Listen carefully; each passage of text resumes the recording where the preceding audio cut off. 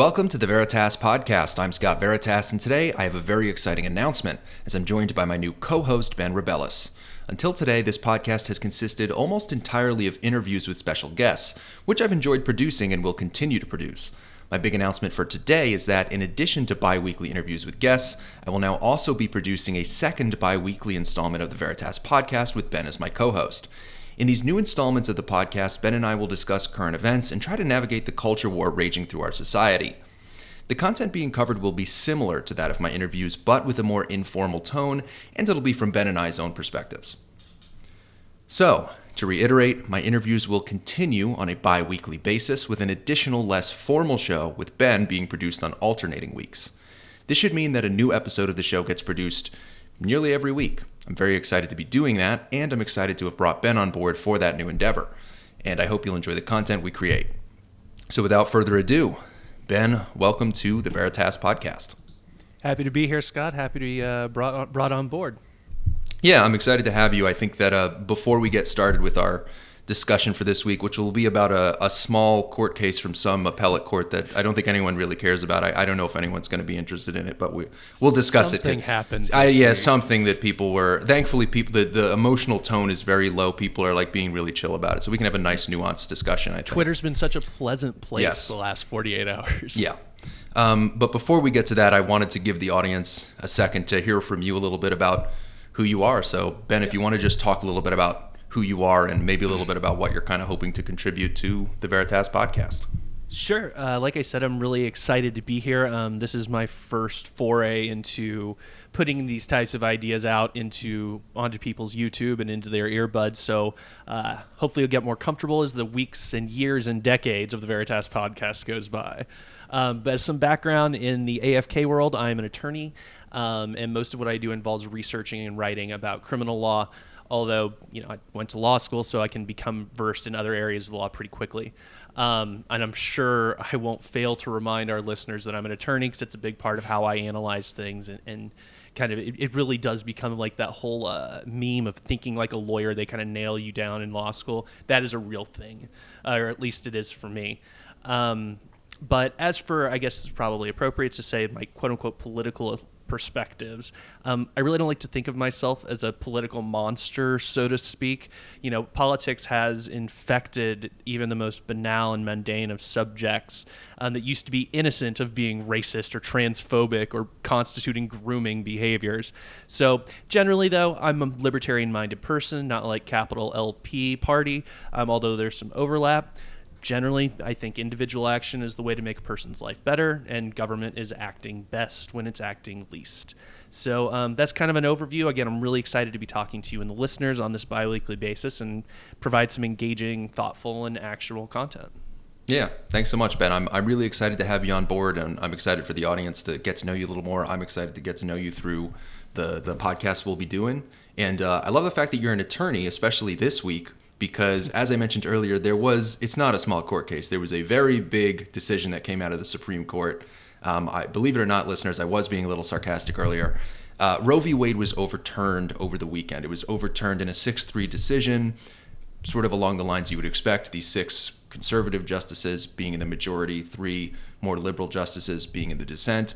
But I wanted to give Ben an opportunity, because he's an actual lawyer, and I am very much not, to explain a little bit before we get into more of sort of the speculation and commentary. I wanted to give him an opportunity to explain a little bit of what actually happened legally. Particularly, Ben, I'd love to hear what was a lot of people don't know this, including me until just a few days ago. So what was the actual original legal rationale for Roe v. Wade, and what was the legal rationale for overturning it? All right.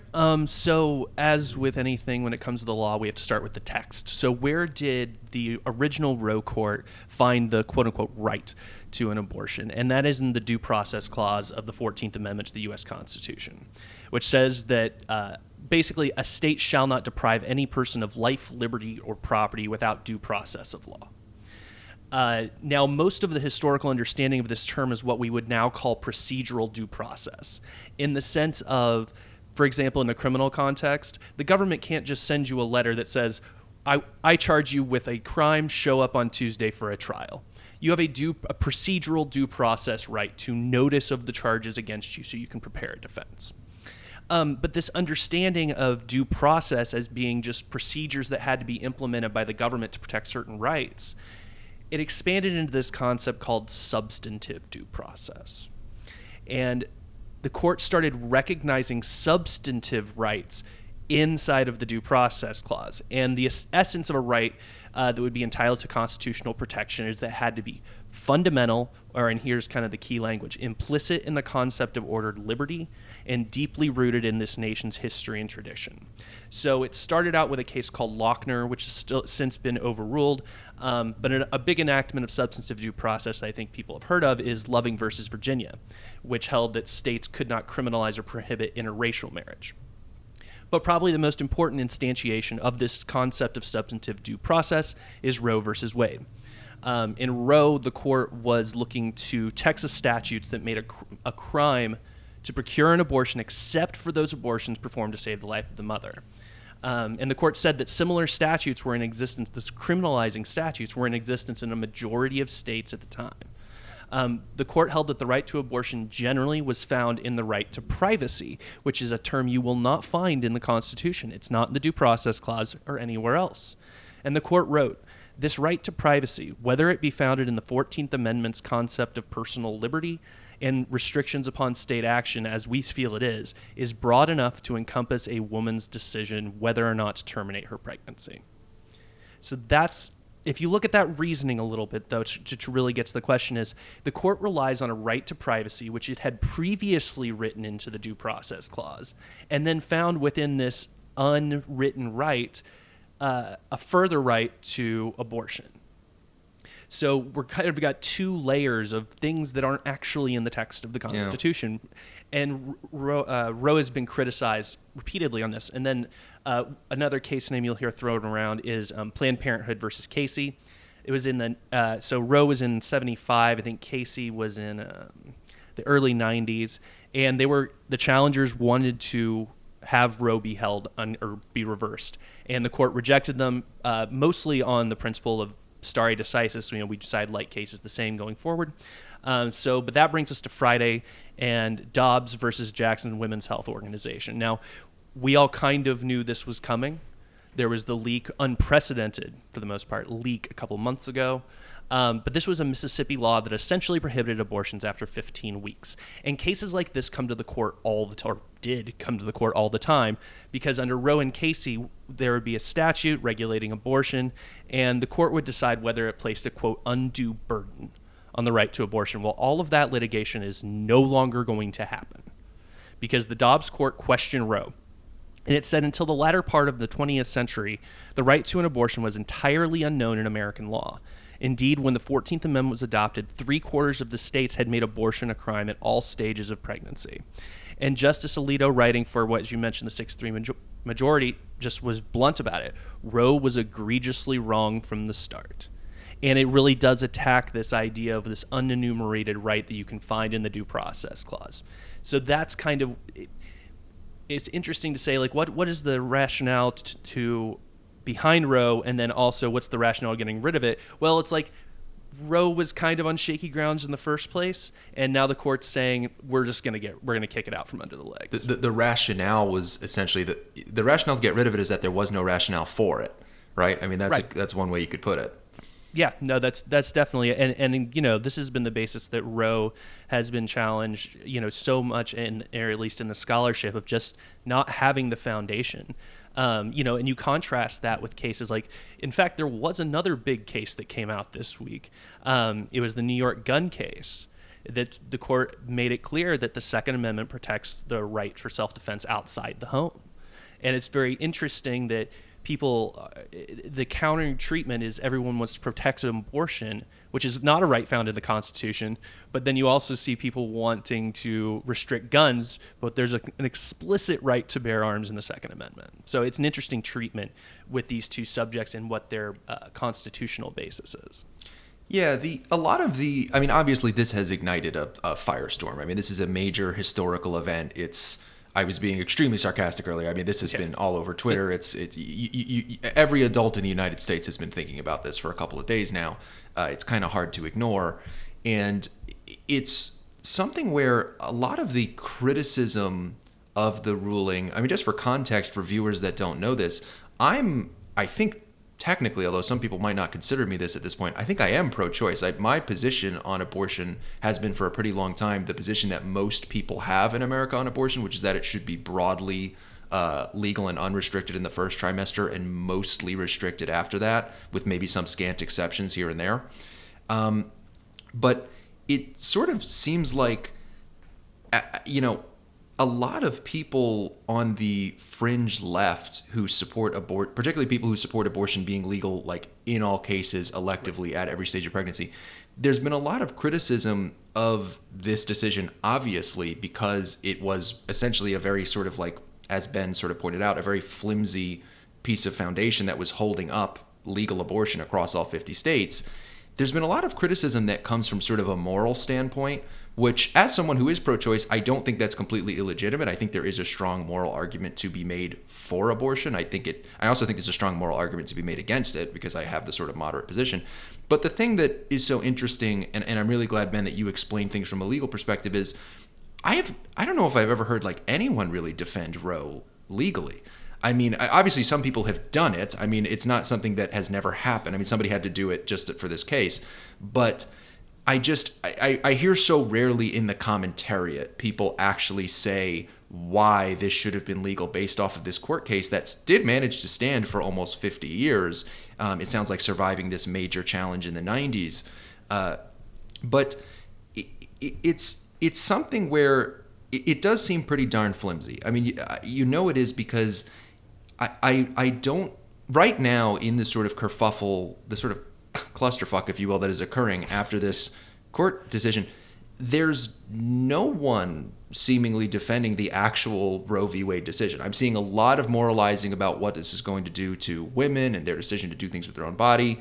And yeah, that's a part of the conversation we can have, but it's just been really interesting to me that a court decision isn't really being treated like a court decision. It kind of feels like a bill was passed, essentially, or repealed in this case. That has been, I think, the vibe that I've been getting from the discourse. That's exactly right. And that's why this concept of substantive due process, creating and finding these rights within the term due process, has been criticized since it started. Now, there are good things, here's the problem is we like the good things that come out of that. We like that Loving versus Virginia.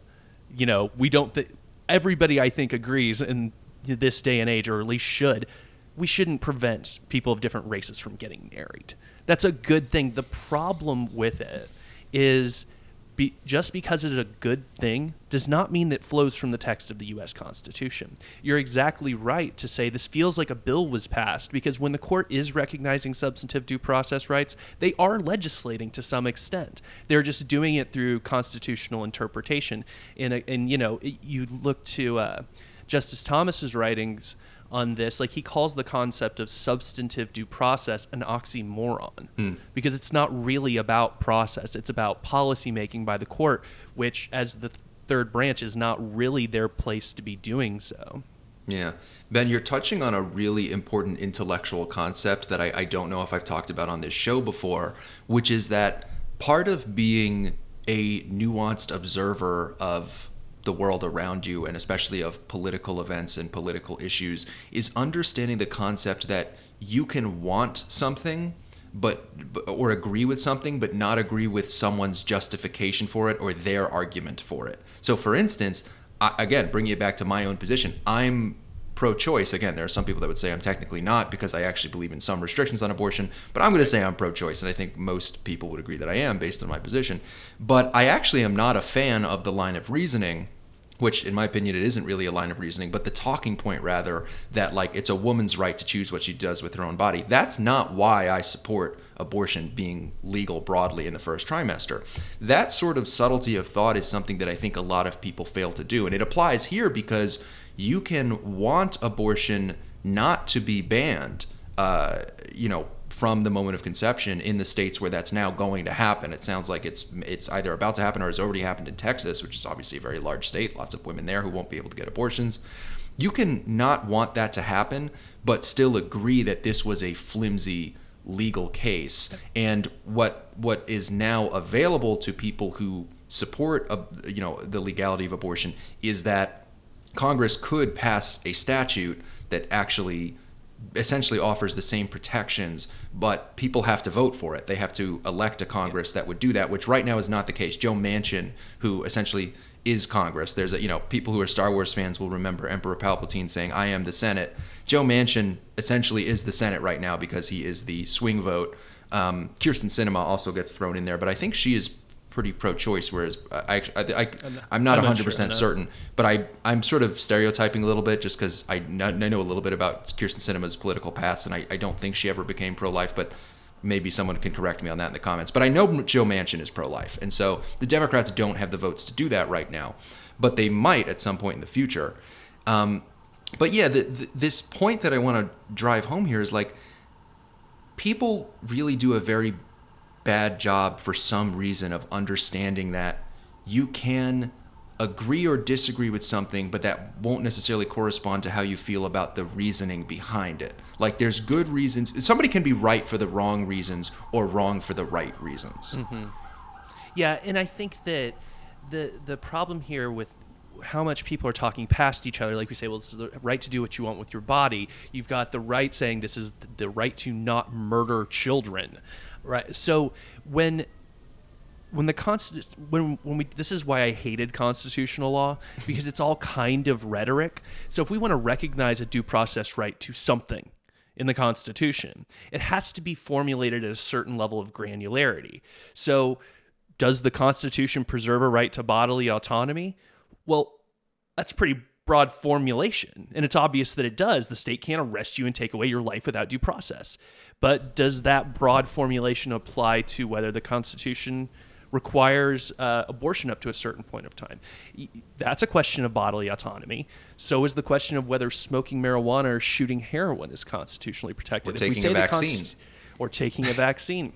If we say that the Constitution protects a right to bodily autonomy, that's just too broad of a formulation of the right to actually be actionable in any way. And once we do recognize these rights, they apply to the states. So now we're going to go down in the states, and this has been going on for 50 years. Of states have been passing certain restrictions on abortion, and then every year the ACLUs in those various states will take take constitutional challenges to court. It happens every year in so many states, and now that's just gone. Yeah, the kind of liberal interpretation of the Constitution that you're talking about with, I mean, essentially sort of making things up about how you can interpret it with substantive due process and things like that, it sort of leads to a situation where courts and the justices in them end up just sort of turning the Constitution into like an unlimited font of rights, right, which is a very, very bad way to use the Constitution. Like, there's a reason why there's, the Bill of Rights is 10 amendments and there's not just unlimited amendments in there. Like, and it's also important. Go ahead. It's also important to note the difference between a positive right and a negative right. You'll find that most of the Bill of Rights are things that governments can't do. They're negative rights. They're saying the government can't take this from you. They can't restrict your speech. Whereas the substantive due process interpretation is giving people positive rights, which creates a whole dearth of different issues. Like when we're just talking about your freedoms from things, those are easily defined. But the contours of something to say, well, you have a right to an abortion, for 50 years we fought about what that means, and there still wasn't anything clear about it. Yeah, my apologies. There's a bunch of sirens coming by my house right now. I hope nothing terrible has happened. Well, you're not getting up and jumping under your desk and locking your door, so I assume it's not for you. Yeah, nothing too terrible. But in any case, that's a very good point about positive and negative rights, because an efficient legal system has limitations on interpretations of the law. Like, there are jokes about how I always thought this is very funny. The entirety of the American legal system, there's like memes where it's like the entirety of the American legal system, then underneath it is like one little pillar and it just says the word reasonable. And it's like, that's a legitimate criticism of our legal system. Like, you need to have things be very clearly defined. And the word reasonable is not clearly defined, and it's something that comes up a lot in law, is the reasonable person standard and things like that. But this is another example where, yes, positive... Well, you know, what is a right? Like, what does a right come from? Does it come from the government? Does it come from God? That's a debate that we've been having for eons. Like, it's, and I say that as an atheist. Like, I don't even necessarily have a dog in that fight. But, you know, it's just, I think what this all kind of shows is that at the end of the day, I know, again, going back to kind of how I opened up our conversation, I know almost no one, even people who are pro-choice, who have defended this actual ruling. But we have obviously seen the very impassioned kind of moral debate on this issue. And one of the things that I think is so interesting about it, you know, I referenced earlier that my position on this issue happens to be, this isn't always the case for me. Sometimes I have positions that are well outside of the mainstream, but on this particular issue, I am exactly in the mainstream. I am sort of the median voter with my position. And the thing that's so interesting is that you will see there's sort of a few different wings to each party. There's sort of the candidate wing, the activist wing, and the voter wing, the way I always view it. And you'll see, in theory, those three wings should kind of have like a strong relationship with one another, and they should understand each other and be relatively close on the issues. You'll see that particularly on the left and a little bit on the right as well, there is a disconnect on abortion that I find really interesting, because on the right, you know, most people have like a pretty moderate position that I think is not that far from my own. On the left, the same thing. That's in the voter category. That's in your voter class. But then in the candidate and activist wing, you'll find that a lot of people on the right, there are people who think abortion should be legal from the moment of conception, which is kind of a fringe position. But something that's even more of a fringe position, in my opinion, is that abortion should be legal to the moment of birth, electively. And that has become something really in the last like 5 years that has become almost, in the Democratic voter, you know, faction, it's still a pretty extreme position. But in the activist and candidate faction, it's not only a mainstream position. In the candidate faction in particular, they're on record, a lot of Democratic politicians supporting essentially third trimester elective abortions being legal. And, you know, just to you know, exemplify this or provide some evidence, I mean, if you look at supposedly moderate Democratic candidates, like Eric Adams has been lifted up, he's the mayor of New York, as, you know, he was the moderate option for mayor of New York because he is pro-police. That was kind of the main thing that made people feel that way. He's a former police officer and is very pro-police. But he was kind of held up generally as like, oh, this is a more moderate choice that New York City has made in one of the first, it was probably the first like major election of the post-Trump era.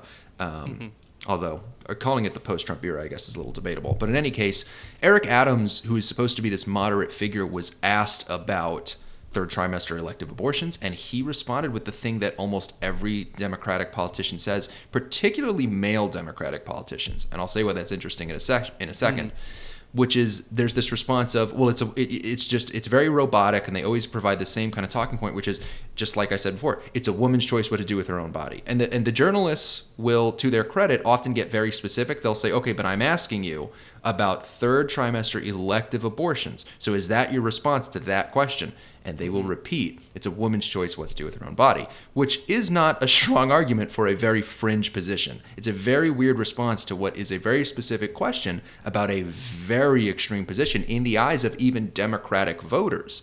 And I find this disconnect fascinating. Just to provide another example, Andrew Yang, who, I don't know if moderate's the best word for him, but he was kind of an interesting sort of centrist figure. I mean, he's not even a Democrat anymore, but he was sort of seen as an interesting, maybe sort of off the generic left-right political spectrum candidate for president a few years ago. He was asked by Dave Rubin this question about third trimester abortions, and he did the same thing. He had the same response. You know, it's a woman's right to choose what to do with her own body.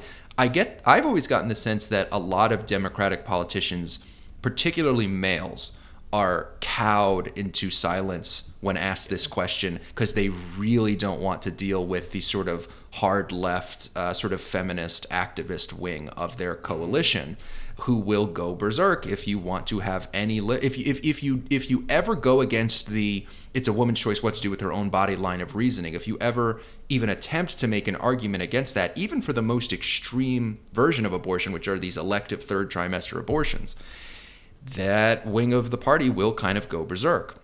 And I think that it's very dangerous that even moderate candidates are going along with this, because again, even Democratic voters would find this position extreme, I think, in most cases. So I've always found that phenomenon kind of fascinating. And I do notice a correlation with particularly the male politicians, I think, are not comfortable even having like a complex answer. They just kind of have that talking point so that they don't have to deal with it.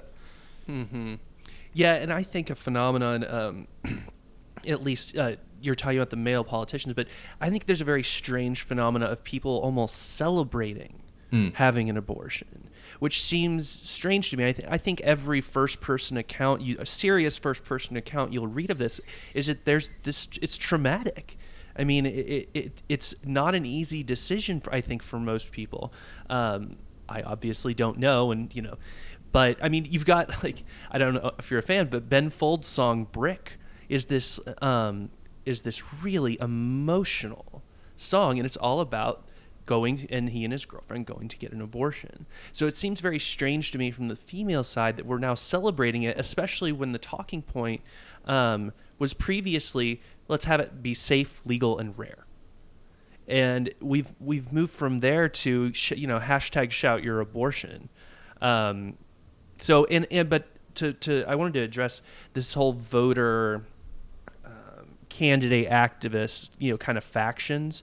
It reminds me, it's a anecdote I learned this from, or heard this from Adam Carolla, is consider the difference between the NRA and cigarette smokers. So cigarette smokers, you could smoke anywhere. And then they were like, hey, can you guys just move like to that half of the building? And the smokers were all like, fine, okay, we'll go to our smoking section part. And then they were like, no, can you guys just move to the bar, just like only at the bar? And the smokers were like, oh, fine, I can smoke, And they're like, no, you guys got to go outside. Like, you got to go outside. And then in some states, it's, oh, you have to be at least 30 feet away from the building. Like, smokers gave up. The NRA, they full stop. There are no half measures with them. And I think that so much of the polarization has created that NRA type style of pushing issues of we're not giving an inch. Because we think that if we give an inch, they're going to start taking the next inch, then the foot, then the yard, then the mile. Yeah, that's a really interesting theory, I think, because, thinking about these three factions that I've identified, it makes sense that the sort of candidate and activist wings, just sort of being more entrenched in politics, which is an inherently kind of cynical world, would have that more cynical worldview. And by the way, when I say cynical, I'm not saying it's not justified. I mean, you gave a great example of why it might be justified, and I think it might be justified. I can think of actually plenty of reasons why this sort of slippery slope fear could be justified on many issues. But it's interesting because I could totally see how people who are more entrenched in politics would have that more cynical worldview of if you give a mouse a cookie, if you give an inch, they take a mile. Because there are some pretty good examples of that. That's a great example when it comes to smoking. A lot of the gay rights stuff, I think, has made a lot of people look back on like same-sex marriage being legalized, which is something that I feel like I still support, but I often can't help but notice the correlation. And I know correlation isn't always causation, but there's certainly a strong correlation between gay marriage is legalized, I think 2015, and then there is an avalanche of gender ideology stuff. So that's just something that I definitely notice in terms of that slippery slope fear. But it's funny because the voter demographic is much less cynical because they're not entrenched in politics so much. These are everyday people who have families and jobs, and they just focus on that. They maybe look up the candidates in their local newspaper like 3 days before the election. They're not thinking about it that much, and so they don't necessarily have that. That's why I think you have more moderate positions in the voter camp. Is that they're people who like maybe they have friends who have different political opinions than them. There's much less cynicism, much less hostility in that world. Whereas the activist world, activists from opposing sides almost never interact in any positive way. They do occasionally. But and then, certainly the candidate faction doesn't really either. So I think it's a really interesting theory. Yeah, and I also think, and I'm curious about your opinion on this, of these three classes, is I think there's a sense in which the candidate and activist factions are alienating in some sense to the voter factions. And we see this on so many other culture war issues. Everybody, for the most part, religious concerns aside, they were okay with gay marriage being legal. But now we've gone so much further, and now those voters are really starting to, and I think that the Youngkin victory in Virginia is part of this. Like, whoa, we got to put the brakes on this. So I'm curious if you also think that when the figureheads of the parties and of these individual movements, are they actually alienating those voters? And follow-up question, do you think it matters? Because what are you going to do? I think the trans stuff has gone too far, so I'm going to vote for Trump. Like, if you're a person who's even a little bit on the left, voting for Trump is so much more odious to you than maybe your child being exposed to some gender weirdness a little earlier than you would want. Yeah. I think you asked two very specific and very good questions, Ben. I think the answer to them in order is yes and yes, from my perspective at least, which is, you asked, are they alienating the voter class? Yes, I think very much so, and I think we've seen a lot of evidence of that. I mean, one thing you've seen is that, so I'll give a personal example, and then I'll give a more macro level example. The personal example is, for me, gay marriage, which I still support, but the thing is, just to give an idea of where I've moved on that issue, it's not so much that I went from supporting it to not supporting it. I still support gay marriage being legal, but in terms of just my general feelings towards it as a concept, in 2012, which is the year I started to get interested in politics, I was 17 at the time. Obama was running for re-election. I was a big fan of his. I did not like Mitt Romney. I did not like the Republicans at the time. And the biggest issue for me was gay marriage. I'm not gay, so that wasn't because of that, but it's that I'm an atheist. And at the time, I was strongly in favor of gay marriage because I saw it as a blow against Christian fundamentalism as an atheist. Mm-hmm. So that was something that was it was my number one issue, because to me it was a proxy battle between religion and atheism. So again, apologies to the audience if you can hear these sirens. I don't know why.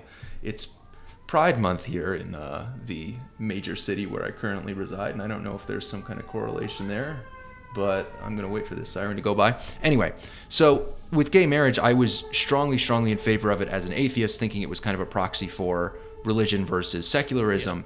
Yeah. And, I still support it, but again, you can hear the apprehension in my voice when I say that. I went from it being my number one thing that I was like, how could you ever be against this? I thought it was infuriating that people were against same-sex marriage. It genuinely pissed me off when I was a teenager. Like, if I met someone who was against gay marriage, I would turn into a debate me bro. I'd be like, why, man? I was totally, and to be fair, I was a debate me atheist. I was a 17-year-old debate me atheist through and through. Big fan of Sam Harris and Richard Dawkins and all that. But and of course listening to Hitchens YouTube, watching those YouTube videos. Over and over. Hitchens just hitch slapping people all day long. Yeah. That was me. So again, I still support same-sex marriage, but again, you can hear that apprehension. I have this feeling of I support it, but there's this little voice in my head now that is was there something that was unleashed by supporting it? And also, I very much am much more sympathetic to arguments against it now. I mean, certainly if you took, if you did a thermometer of me on the issue, it would look a little different, even though my position has not changed. I still think it should be legal, but much more apprehensively. That's a personal example, because activists and candidates in the Democratic Party who have taken the gender ideology stuff that seems to be an extension of the gay rights movement, although you could argue whether or not that's the case, they've certainly alienated me in many ways. But I think that, another example to answer the other part of your question, Ben, which was, does this matter? Does it matter if they're alienating the voters? I think it does. I think that it is having an electoral impact that could damage the Democratic Party, and frankly, I think actually damaged the Republican Party in 2020. I think that Trump was sort of rhetorically alienating to a lot of people. I find Trump is a really interesting figure because he's not. I actually don't consider him that politically extreme so much as sort of rhetorically extreme. But well, and that was kind of his base even said that all the way through. They're like, we wish. I mean, even the ardent Trump supporters, they say, yeah, I wish he was a little bit better on Twitter. Yeah. Like, I wish he wouldn't say certain things. Excuse me. So that's kind of was always their position, despite his rhetorical excess. They still liked his policies. Yeah, so I think that's a good example of someone who was rhetorically, just through rhetoric, was alienating enough people that he did end up losing the 2020 election, which I actually think I think he could have won that. I think if he had just been if he had been like 80% Trump instead of 100% Trump, he probably would have won the 2020 election, in my opinion. But the other example on the other side is that like Democrats are really, really struggling with Latino voters and actually Muslim voters. I learned recently. Oh, I didn't know that. Yeah, I learned that Muslims have started leaning significantly more to the right in the past like 2 or 3 years. And this is according to like the mainstream polling firms, Pew and Gallup and all that. And I think that this is happening largely because the Latino and, of course, the Black and the Muslim voting blocs, these are all strong Democratic voting blocs, but they do not agree with flagrantly extreme social positions on the left, like elective third trimester abortions, having gender ideology in schools, using the term Latinx. That is not popular among the Latinx people. It is not popular amongst Latino people. They've never heard of it. Yeah, Most of them are told and they just don't know what it means. Yeah, and we see the consequences of this electorally. I mean, just recently there was I think like an 83% Latino district that voted for a Republican candidate. Granted, she happened to be Latina herself, which I'm sure helped. But you know, it's yeah. I mean, you asked two good questions, and those are the answers from my perspective. Is that it's made politics very interesting over the past few years. I think Trump won like almost 35% of Hispanic men in 2020. And I was like, that's only like a 2-to-1 advantage. That's not a heavy advantage for the Democrats, not as high as you would think. So it does seem to be shaking things up. Yeah, I agree. I think one thing you mentioned there after, because you're talking about your hesitation with gay marriage and kind of what it unleashed. I think what it unleashed, and this is phenomenon is common amongst, what I think people would call grievance type things is gay marriage gets legalized, and all of the money that's being given to the different organizations who were trying to get this to happen for years and years, they don't just shut down. Is now they need to chase something else, and trans was adjacent to that, and so that's where we are now. It wasn't. I mean, I said this back when I was in college, and because I had brilliant thoughts when I was in college. But I had to take a class. I took a women's studies class, or philosophy of women, I think it was called.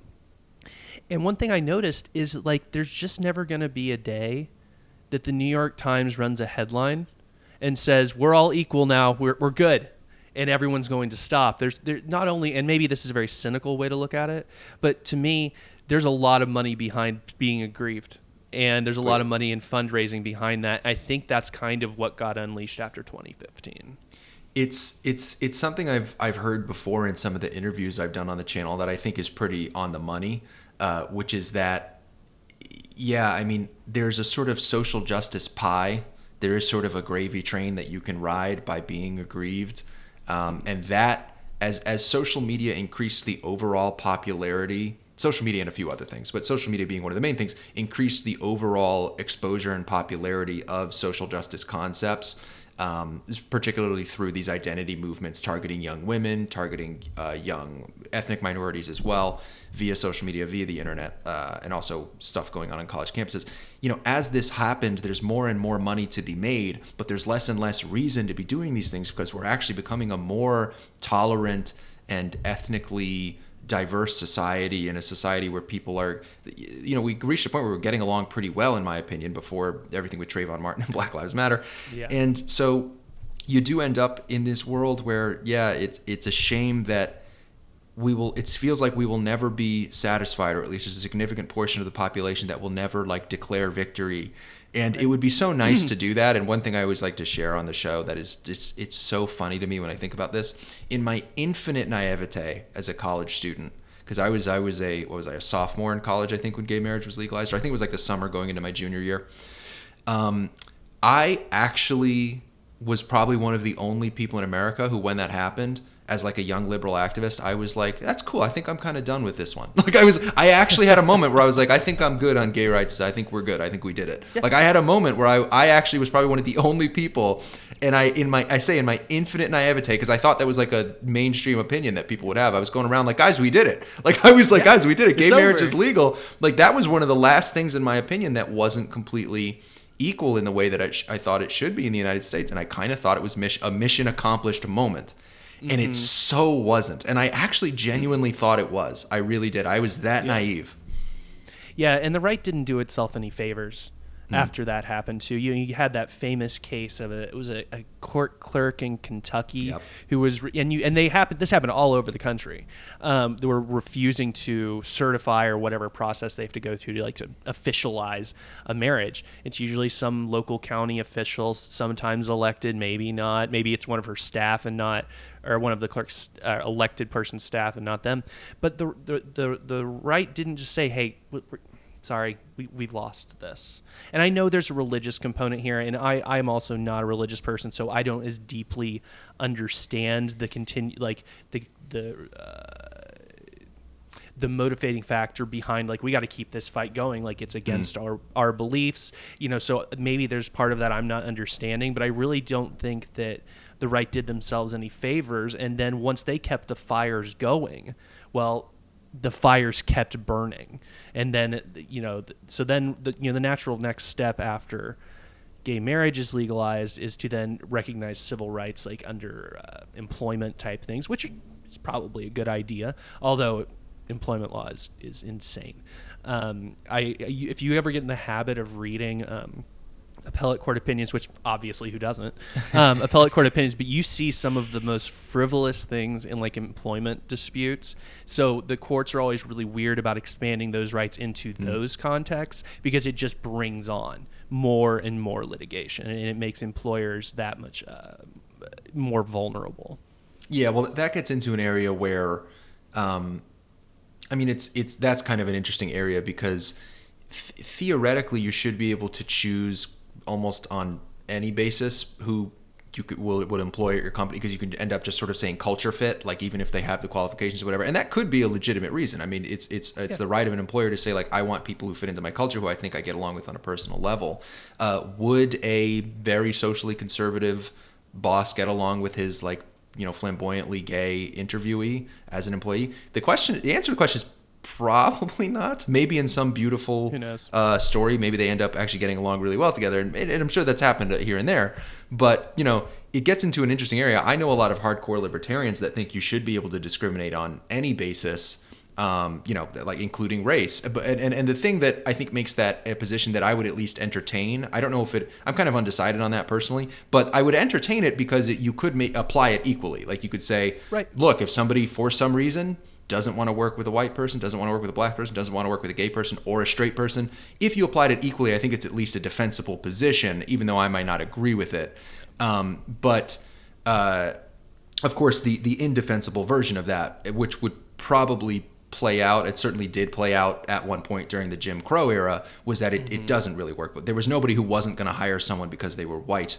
In the 1960s, they were not going to hire people because they were black. There was a period not that long ago where if you were gay, you might not get hired for certain jobs. Maybe that would still be the case in some scant situations. I can think of, well, actually, this gets into an interesting, because there are now situations where definitely people are not getting hired because they're straight white males. I mean, that's undeniable. That's so obvious.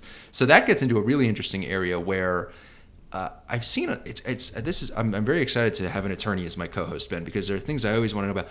There are so many situations now where you'll see minority candidates especially encouraged to apply, or and sometimes it's even more explicit than that. It's we are looking exclusively for diverse candidate, and it's I'm are they barely skirting around discrimination laws by doing that? I mean, what is that about? So I don't know. I don't think so personally. Yeah. And it's just going to be a question of litigating it. It's just going to be a matter of someone taking it to court, and that's kind of these are all open. It's going to be very weird things. Like, we can say what we want on Twitter about, we're making sure to equalize things. We're treating people who had been treated poorly in the past better now, because, according to Ibram X. Kendi, the answer to past discrimination is present discrimination, and and then moving on there too. So it just hasn't really been litigated on a big level. The U.S. Supreme Court hasn't taken up a big case, and there's little pockets of like federal district court decisions or maybe some appellate court decisions, but no one's really taken up the fight. I think there are some activist groups probably doing it around the states, and FIRE, actually, the Foundation for Individual Rights in Education, is a really interesting place to be watching. Although they just decided recently they made it so it's just broad, free expression. Yeah, I think they changed the E from education to expression, and they're a really interesting group to watch on this front, as well as FAIR, which is the Foundation Against Intolerance and Racism. I think Camille Foster's on their board. Barry Weiss is one of the founding members. So those are both places that we might see that litigation and maybe get cases set up to go to SCOTUS. Yeah. No, FAIR is a great organization. And by the way, many members of the FAIR board of directors have been on the Veritas podcast. We've had Colin Wright, we've had Wilfred Riley, we've had Peter Boghossian. I'm a big fan of FAIR because a lot of their people come on my show. No, I'm kidding. There's plenty of reasons. That's one reason why I'm a fan of FAIR. Yeah. But yeah, this issue is an interesting one to watch. I think that I think of it as sort of like, I think that these days I've noticed people, they find these job postings and they say, let me report this to the Board of Labor or their Justice Department or whatever. But right now there's a Democrat in charge of the federal government. And so the Department of Justice, if they have any discretion over that, is just going to kind of like, okay, let me throw that out. But in the near future, there could be a President Ron DeSantis or maybe a President Donald Trump again, who knows? But there could be a situation where those cases are being given more attention. And there is a very strongly, as we learned over the weekend, conservative Supreme Court right now that could end up addressing that. Because it's something that I do think needs to be addressed. There is broadly acceptable anti-white male sentiment in hiring right now in this country in large sectors of the economy. And it's quite bizarre because it opens up companies to legal issues. It's such a wild thing to see it expand. It expands so much to where it's explicitly race discrimination. It's explicitly saying we're going to hire you based on. I think that probably the most egregious form of this, although it's not technically illegal, is Joe Biden saying he was going to only appoint a black female to the court. And that was dumb. Even if you were going to do that, why would you say that ahead of time? Like, that just puts an asterisk on your candidate for the rest of history. But even besides that, we've now got the president saying, I'm only looking at skin color and genitals to decide who I'm going to put on the nation's highest court. And I don't know where we went off the track, but it was certainly sometime before. We're certainly there now.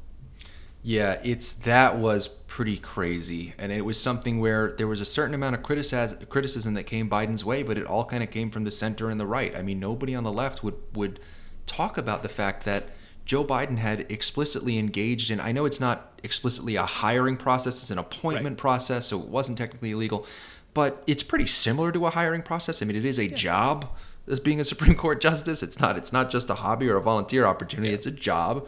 And he said, because people always say, like, what's wrong with this? Why can't he say that he wants a more diverse? And it's like, okay, because there's only one open seat. It's a zero-sum game. By definition, if you say, I'm going to pick a black woman, you're saying I'm not going to pick a man or someone who is not black, a white, Latino, whatever. Which, by the way, the funny thing about that is he's not just discriminating against white men. You're discriminating against Latino men, against black men.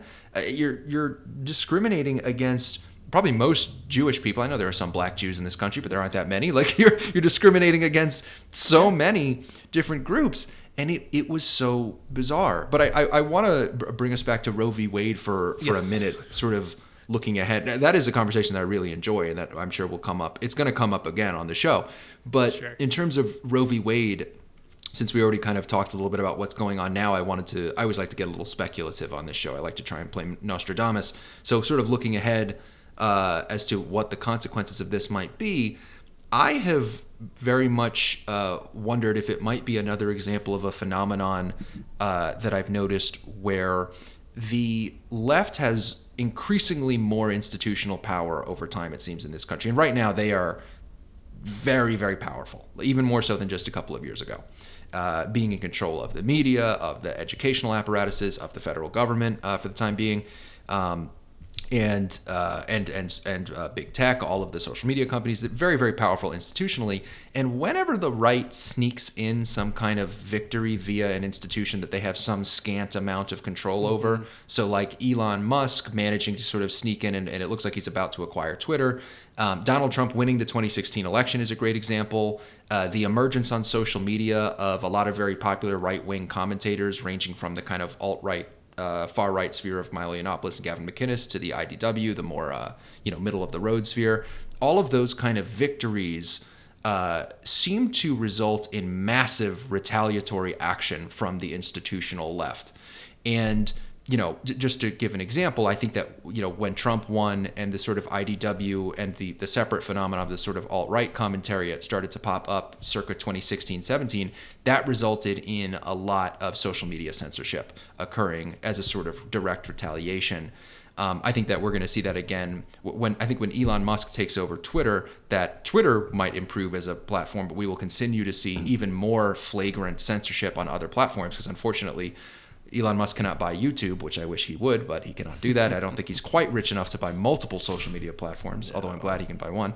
But it seems like whenever the right sneaks in these victories, and some of them are, obviously it's a big one to repeal Roe v. Wade, to have Donald Trump be elected in 2016. And actually that was a red wave. All three branches of the federal government were, it was the Congress and the presidency were conservative. There's always backlash from a very, very powerful sort of leviathan that is the institutional left, the combined power of all the institutions they control, which gets more and more scary as time goes on because it becomes more powerful. It absorbs more and more of the institutional power in the country. And right now they're at a very, very powerful point. I have feared that maybe, my opinion of whether or not this was a victory for me is sort of mixed because I don't really like the original ruling, but I'm pro-choice. But in any case, I have sort of, I feel a strong kinship culturally to the conservatives who are celebrating this victory. I certainly relate a lot less with the people who are screaming and yelling about how terrible this is right now than the people who are celebrating it. And so it's kind of nominally a victory from my perspective, just in that way, just in terms of how I'm processing things on Twitter, I guess, when people are either very happy or very sad. But in terms of this being a victory, I fear that it could be one of these situations where it's like it's a temporary victory. It's a lot of fun for the right, but it might result in a backlash that does more harm than good over time because the Democrats are ready to go nuclear on the court. I mean, they've been talking about not only packing the court, but potentially just abolishing the Supreme Court. That's become mainstream opinion apparently on the left in the last few days. And by the way, I have seen more. Good luck. I have seen more defense of politically motivated violence in the last 3 days on Twitter on the left than I've ever seen, actually. Even during the George Floyd riots, I did not see as much mainstream left-wing figures defending politically motivated violence and terrorism.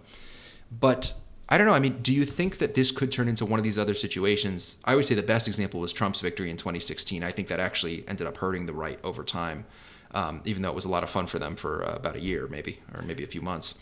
Yeah. Do you think this could turn into another situation, Ben, where there's enough of a backlash from the leviathan of the institutional left that it might not really be a victory in the long run for the right?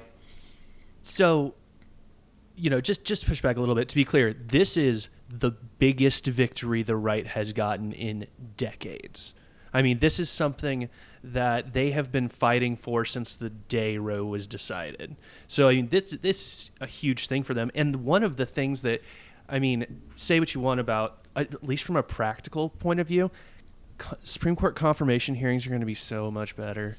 Like the power of Roe v. Wade is just over every single confirmation hearing. That's gone now. Maybe we can start talking about other things, which is great. The backlash, God, it's become so predictable and boring these days. Elon Musk buys Twitter, and I just, you see these articles that come across feeds of just like, obviously they don't like Elon Musk, which is the super weirdest thing. There's a really good, it's a really good letter that was written into the fifth column, where the guy's like basically talking about all of the huge, great things for the left and for the environment that Elon Musk has done, and yet he's one of the most reviled figures. And he's African American. He's African American. So the backlash, I think, in the short term, the backlash here is going to be weird, because what has happened now is the court has sent this issue back to the states. And there's some states that had the trigger laws, and they just banned it. I don't think that's going to be the majority of states that do that. I think they're going to go back to a system of regulation. And hopefully it comes out where you are and kind of where I am. First trimester, basically fine. Wane after that. But it's going to be interesting. The backlash is only going to be in states that are close politically. So if you live in Oklahoma, if you live in Indiana, like those states may not 100% go out and ban it, but they're going to all but do that. They'll probably go back to the days of just life of the mother exception. Maybe you get rape incest exceptions. So the backlash is going to come in very specific places where the left's ability to organize this and use this as an organizing principle is a way to sway state legislatures. Now, I don't know enough about politics in any individual states to say which ones those are, but those are going to be the places to watch as opposed to deeply blue and deeply red places. It's really interesting you bring up, it's called having a mixed state government. And there's like 6 states, I think, that have that at this point. It's so funny how polarized the states are. It might be more than that. It's like maybe 6 to like 10 states, which I guess 10 is not nothing. It's about, it's a fifth of the states, if my rudimentary math is any good. But there's a few states that have that, where one basically, you have your governor, and then you have 2 chambers, except in Nebraska, which is unicameral. Fun fact. But except in Nebraska, every state has bicameral legislatures, state and house, and then you got your governor. There's only like 5 to 10 states where the governor or one of the 2 chambers of the state government, the state legislature, is separate from Republicans or Democrats. It's not just all 3 are controlled by one party or the other. But yeah, it will be interesting to see how that plays out there, because at the end of the day, the power in the states that have completely one-party governments is just to kind of do as they will. And that's why you're hearing so much from Democrats, who in many states have complete control over state government. They have it in New York. They have it in California, for sure. And in a lot of blue states, they have it in Illinois. They're just saying like, well, abortion's legal here. and a matter of fact, they do seem to be implying, if not pretty explicitly stating, that they're going to make it like more legal. Like kind of like I was saying with the backlash, it's going to be that you can have elective 3rd trimester abortions in some of these places. Years ago, there was actually in Virginia, which is a purple state, and I think one of the few states where there might be some separation of party power within the state government. Mm-hmm. Although not after the last election, I think, but before that there was, because Virginia is kind of a swing state. There was a controversy years ago where like a moderate Democratic governor was supporting legislation that I don't think it ever did pass, but it would have made elective 3rd trimester abortion an option, I think, not under all circumstances, but under what it was if there was a threat to the physical or mental health of the mother. And it was a very weird thing, because you were talking earlier about how you have to be very specific when you're doing law. That is not very specific. Mental health is a very subjective thing. And so that was very controversial, because he got caught actually in an interview saying, like, they asked him, like, what would you do if a baby was actually born, and then during an abortion managed to survive, and he went off about like, oh, we'd make them very comfortable, and then the mother would make a decision, and it was this massive controversy. Yeah, that was Ralph Northam, who was like a pretty middle of the road mainstream Democrat. He also was caught wearing blackface in one of his yearbooks at one point, but that aside, that was Ralph Northam. If anyone remembers that fun little time where like 2 of the 3 main Democratic office holders, it was 2 of them. It was like him, and I think also the Attorney General had to admit they had worn blackface in college. But in any case, club liberals who've worn blackface in the past also includes, I think, Justin Trudeau. It's a very interesting little club. A lot. Yeah. Justin Trudeau a lot. And he actually, Justin Trudeau, he sung what's that song where it's like come Mr. Tallyman, tally me banana. He sang that and everything. He did like a whole minstrel show. Like it was years ago. There's actual footage of him like doing a full minstrel show, and he is still the Prime Minister of Canada, still in the Labour Party. I don't know what's going on in Canada. Yeah, after they started freezing the bank accounts of their citizens without warrants, and that's a sign to honestly leave. Yeah. But, in terms of the abortion situation, I mean, the backlash will be interesting to see, because I kind of like I was saying before, I don't see how the Democratic Party can go on supporting the very fringe position. I would argue as much as I do think it is a fringe position to be against abortion in all cases, like from the moment of conception, I do think that is a fringe position that may or to be against contraceptives. Yeah, and it's definitely, that's even more so. That's actually a more extreme position, and so it's a great example. That's a very extreme position currently that is supported by, I bet, like less than 10% of the country, if that. Yeah. So, as much as I think those are fringe positions, I think it's even more of a fringe position to be in favor of elective third trimester abortions, and they seem to be heading in that direction as part of the retaliation to what has happened this weekend.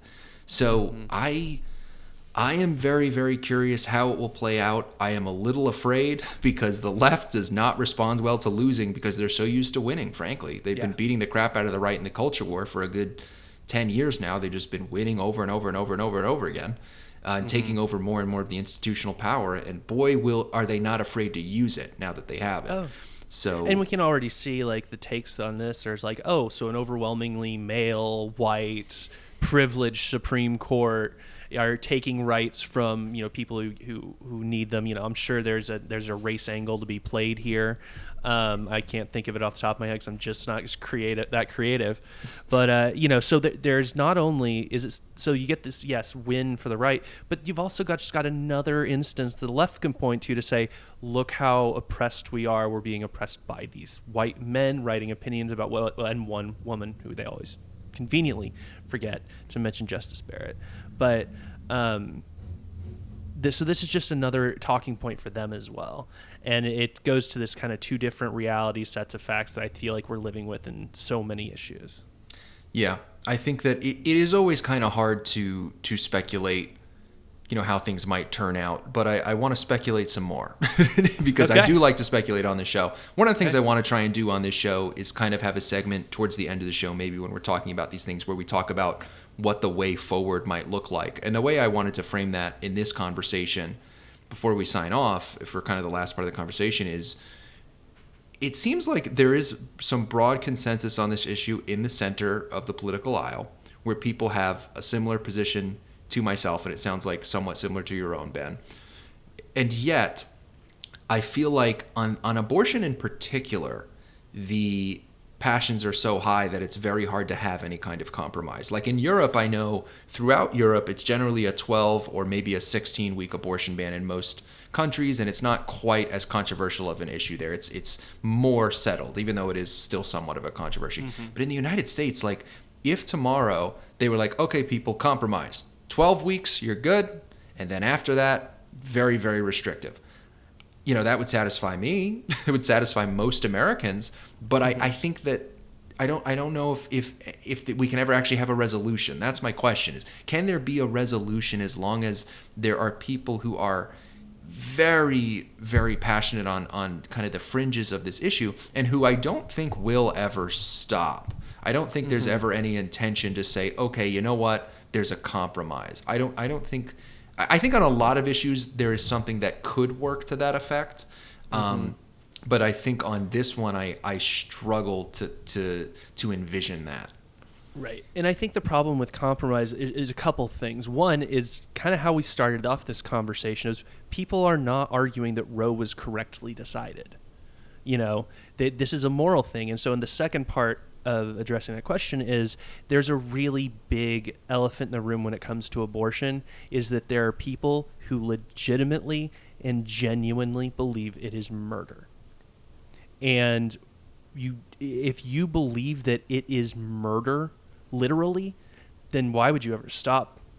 Like that's always like whenever we talk about abortion regulation, you have to caveat it with, okay, assuming for the sake of this conversation that you don't think you're actually killing a human child, then where do you think the line should be? Yeah. But it's not that uncommon for people to actually believe this is murder, which we don't compromise with murderers, right? So I think that's a big reason why abortion has that inherently contentious tone. Yeah. Well, and on the other side, it's sort of become a sacred right on the left. Like on the right, on the right, there is on the extreme side, there is the idea that abortion is murder and it is always murder from the moment of conception. That's kind of the hard right position. And on the left, there's an idea that if you are against abortion, not only are you someone that is in disagreement with the left, but you're actually a misogynist. That is brought into it as sort of like standard issue, pro-choice arguments to deploy. It's the moral side of the argument. And it's really hard to argue when you're being called a misogynist. We all know that. Like if you're being called an ist of any kind, it's really freaking hard because you have to deal with that first. Like you can't really, it's sort of a distracting. It's like you can't really get into like, okay, how far along is the fetus and what does it mean for something to lose its life or to have a life? Like you can't get into the interesting philosophical points that are the basis of my personal position. I've thought about it a lot from a philosophical perspective because you're always immediately, even I from my position as someone who is pro-choice, because I have some limitations, I'm told like, oh, well, you think that you should be able to decide what a woman can do with her body and that makes you a misogynist. That's the subtext, or sometimes it's just overtly stated. No, that's... And so on one side, you're either a murderer or a misogynist. And it's like, I don't know how... In the future, I think we'll be able to parse out some solutions to some of these issues. But I mean, frankly, I don't even feel like trying with this one. Like, I don't know. The solution I propose is that there's a compromise. Like, that is what I think the best thing is. But I'm very pessimistic about whether or not we can do that. Here's another siren that might come by. Hopefully this microphone is good enough. The audience might not know what I'm talking about. Hopefully it's good enough you can't hear the sirens, but I apologize if you can. But in any case, that's how I feel is I wish there could be a compromise. I'm just so pessimistic that there can be. But, I'll leave the audience with that I think that there's pretty broad consensus on this issue. I've felt pretty strongly, the way that I feel that it should be legal in the first. I could get into the justifications for that, by the way, because I'm sure that a large portion of the audience might disagree with me on either side, and that's fine. Maybe in a future episode I'll explain my reasoning a little bit more because I realized I didn't really get into that. But this is an exceptionally tough one. It was a hell of a way for us to start off the new format. And Ben, I want to thank you for coming on and kind of joining the team of the Veritas Podcast. We're now a team of two. This has been a great first conversation for us. I want to thank all of the listeners and viewers for tuning in. I'm very excited to hopefully have a weekly show from you from here on out. Sometimes things will come up if a guest drops out or whatever. It's a holiday. You might not get a show every week, but it should be close to every week. You're going to see Ben every other week. You're going to see my special guests for the interviews every other week. And you'll see me every week, hopefully, on the Veritas Podcast. Thanks again for listening. Thanks again for watching. If you enjoyed this conversation and you're on YouTube, make sure to like, comment, and subscribe. On iTunes, you know the drill, 5-star review. Really, really something that Apple cares a lot about on iTunes is the reviews. They will show the show to a lot more people if we get a lot of 5-star reviews, so I appreciate that. Thanks again to Ben. Thanks again to all of you for listening, and I'll see you next time on the Veritas Podcast.